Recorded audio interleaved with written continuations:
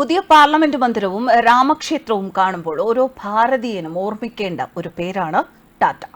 ഭാരതത്തിന്റെ യശസ്സും പ്രൗഢിയും ഉയർത്തിയ പാർലമെന്റ് മന്ദിരം നിശ്ചിത കാലയളവിന് മുൻപ് പൂർത്തിയാക്കിയത് ടാറ്റ ഗ്രൂപ്പിന്റെ അക്ഷീണ പ്രയത്നം കൊണ്ടാണ്. ഇപ്പോൾ രാമക്ഷേത്ര നിർമ്മാണത്തിലും ടാറ്റയുടെ പങ്കാളിത്തമാണ് ചർച്ചയാകുന്നത്. രാജ്യത്തെ ഏറ്റവും പാരമ്പര്യമുള്ള ബിസിനസ് സ്ഥാപനങ്ങളിൽ ഒന്നാണ് ടാറ്റ ഗ്രൂപ്പ്. ടാറ്റ ഗ്രൂപ്പിന് പ്രത്യേകിച്ച് പരിചയപ്പെടുത്തലുകളുടെ ആവശ്യമില്ല. അടുക്കളയിൽ ഉപയോഗിക്കുന്ന ഉപ്പ് മുതൽ ആകാശത്തിലുള്ള എയർ ഇന്ത്യ വിമാനങ്ങളിൽ വരെ ടാറ്റ എന്ന ബ്രാൻഡ് നാമം അടങ്ങിയിരിക്കുകയാണ്. ആധുനിക ഭാരതത്തെ ശക്തിപ്പെടുത്തുന്നതിൽ വലിയ പങ്കാണ് ടാറ്റ ഗ്രൂപ്പ് വഹിച്ചത്. പുതിയ പാർലമെന്റ് മന്ദിരം, അയോധ്യയിലെ രാമക്ഷേത്രം എന്നിവയുടെ നിർമ്മാണത്തിലും സുപ്രധാന ചുമതല ടാറ്റയ്ക്കുണ്ടായിരുന്നു. പുതിയ പാർലമെന്റ് നിർമ്മാണം പൂർണ്ണമായും ടാറ്റ പ്രോജക്ട്സിന്റെ നേതൃത്വത്തിലായിരുന്നു. 861.9 കോടി രൂപയ്ക്കാണ് ടാറ്റ പ്രോജക്ട്സ് പാർലമെന്റ് നിർമ്മാണത്തിനുള്ള കരാർ നേടിയത്. L&Tയും ടെൻഡറിൽ പങ്കെടുത്തിരുന്നു എങ്കിലും 865 കോടി രൂപയായിരുന്നു അവർ കോട്ട് ചെയ്ത തുക. അതോടെ ടാറ്റ ഗ്രൂപ്പിന് ടെൻഡർ ലഭിക്കുകയായിരുന്നു. നിർമ്മാണ മികവിലും ഭംഗിയിലും ലോകത്തിലെ മറ്റേത് കെട്ടിടങ്ങളെക്കാൾ ഒരു പടി മുന്നിൽ നിൽക്കാനും ടാറ്റ കൺസ്ട്രക്ഷൻസ് എപ്പോഴും ശ്രദ്ധിച്ചിരുന്നു. പുതിയ പാർലമെന്റ് മന്ദിരം കാണുന്ന ആർക്കും ഇത് ഒറ്റ നോട്ടത്തിൽ തന്നെ വ്യക്തമാകും. രാമക്ഷേത്ര നിർമ്മാണത്തിന്റെ മാനേജ്മെന്റ് കൺസൾട്ടന്റായാണ് ടാറ്റ കൺസൾട്ടിംഗ് എഞ്ചിനീയേഴ്സ് പ്രവർത്തിക്കുന്നത്.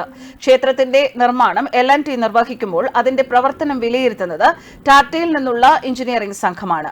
ഗ്രൂപ്പിന്റെ സ്ഥാപകനായ ജംഷഡ്ജി ടാറ്റയെ ഇന്ത്യൻ കോർപ്പറേറ്റ് മേഖലയുടെ പിതാവ് എന്നാണ് അറിയപ്പെടുന്നത്. രാജ്യത്തിന്റെ ആദ്യത്തെ സംഘടിത വ്യവസായ സ്ഥാപനമായ ടാറ്റ സ്റ്റീൽ പ്ലാന്റ് 1907 ആരംഭിച്ചത്.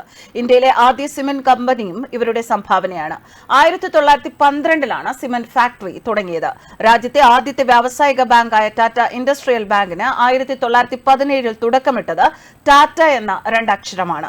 1919 ആരംഭിച്ച രാജ്യത്തെ ആദ്യത്തെ സമ്പൂർണ്ണ ഇന്ത്യൻ ഇൻഷുറൻസ് കമ്പനിയായ ന്യൂ ഇന്ത്യ അഷുറൻസും ടാറ്റയിൽ നിന്നാണ് പിറവിയെടുത്തത്. വ്യോമയാന കമ്പനിയായ ടാറ്റ എയർലൈൻസ് 1932 ആരംഭിച്ചത്. 1983 ഇന്ത്യയിൽ ആദ്യമായി അയഡൈസ്ഡ് ഉപ്പ് പാക്കറ്റുകളിൽ വിൽക്കാൻ തുടങ്ങിയതും ടാറ്റയാണ്.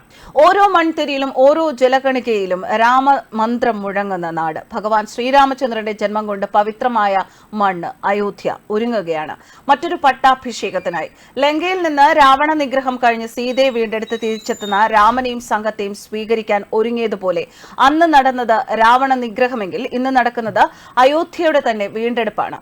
നൂറ്റാണ്ടുകളോളം ആടിത്തിമിർത്ത അധർമ്മത്തിൽ നിന്ന് ധർമ്മത്തിന്റെ വീണ്ടെടുപ്പ്. ശ്രീരാമൻ പിറന്ന മണ്ണിൽ രാമക്ഷേത്രം ഉയരുന്നു. ശ്രീരാമ വിഗ്രഹം പ്രതിഷ്ഠിക്കപ്പെടുന്നു. ആ സുവർണ മുഹൂർത്തത്തിനായി ഒരുങ്ങുകയാണ് അയോധ്യ.